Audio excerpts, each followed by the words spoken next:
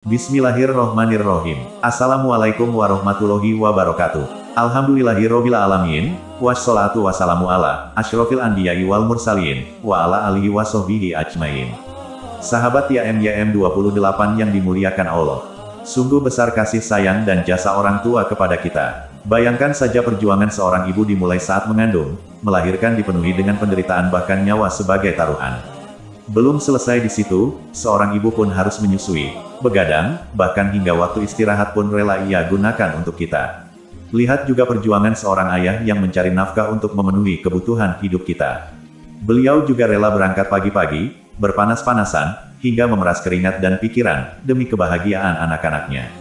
Jasanya yang begitu besar, Allah memerintahkan kita sebagai seorang anak untuk berbakti kepada mereka dengan tidak menyakitinya. Allah berfirman, dan kami perintahkan kepada manusia, berbuat baik, terhadap kedua orang tuanya, ibunya telah mengandungnya dalam keadaan lemah yang bertambah, bahkan menyusukan pula selama kurang lebih 2 tahun. Maka dari itu bersyukurlah kepadaku dan kepada kedua orang tuamu, hanya kepadaku sajalah tempat kamu kembali. Quran Surah Luqman ayat 15. Lalu apa keutamaan kita berbakti kepada orang tua? Simak penjelasan lengkapnya dalam video ini, dan jangan lupa subscribe channel ini, agar mendapatkan informasi pembahasan materi terbaru. Saking besarnya perjuangan orang tua kepada kita, maka kita harus berbakti kepada mereka.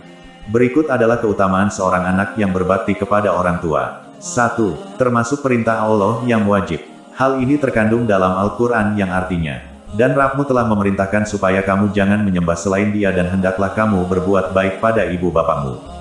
Quran Surah Al-Isra ayat 23. Walaupun kita dipaksa orang tua untuk berpaling dari Allah, namun kita tetap harus berbuat baik kepada mereka. Hanya saja kita dilarang mengikutinya. Sebagaimana firman Allah, dan jika keduanya memaksamu untuk mempersekutukan dengan aku sesuatu yang tidak ada pengetahuanmu tentangnya, maka janganlah kamu mengikuti keduanya dan pergaulilah keduanya dengan baik.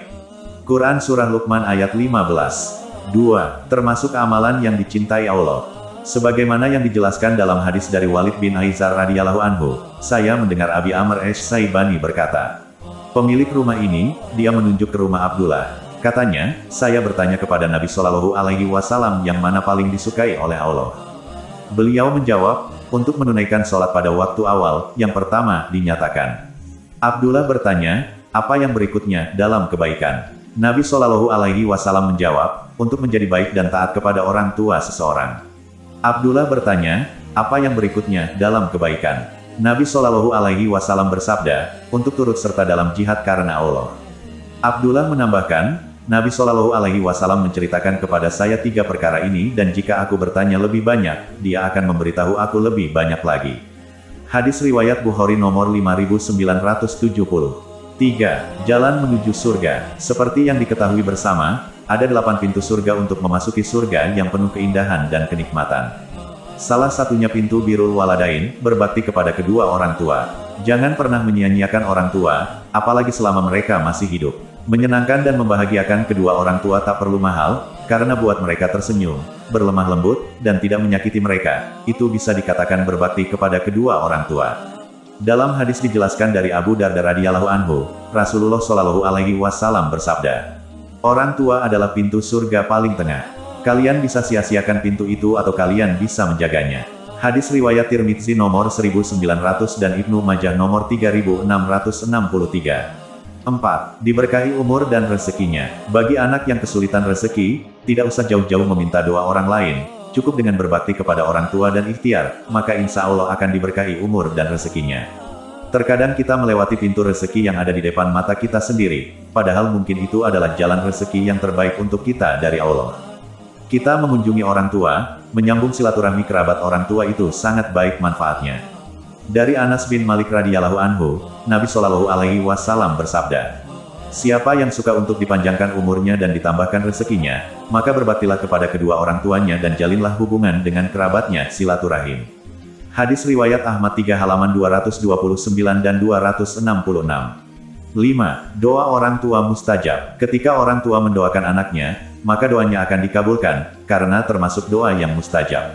Oleh karena itu, kita sebagai anak wajib berbuat baik, agar mendapatkan doa yang baik pula dari orang tua. Jangan pernah kita menyakiti orang tua yang membuat mereka mengucapkan doa kejelekan untuk kita.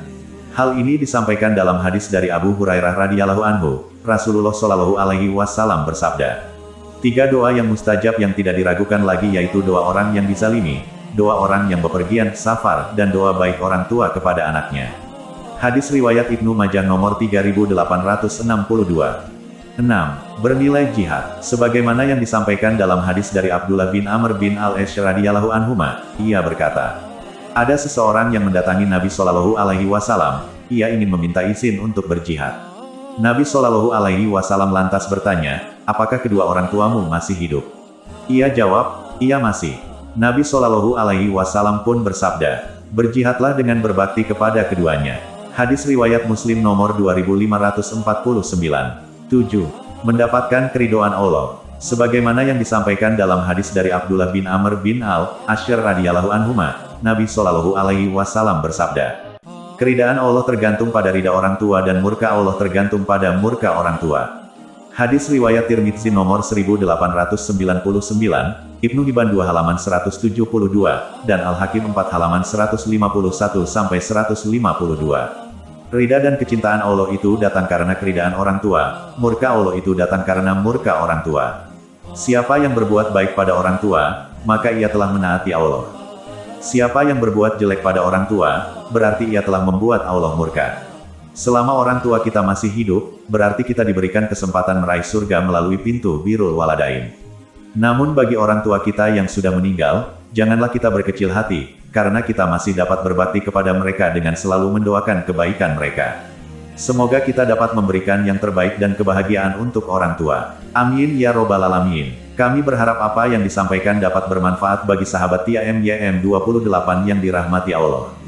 Kami mohon maaf atas segala kesalahan dan kehilafan dalam penyampaian materi ini. Wallahu alam bisawab. Wassalamualaikum warahmatullahi wabarakatuh.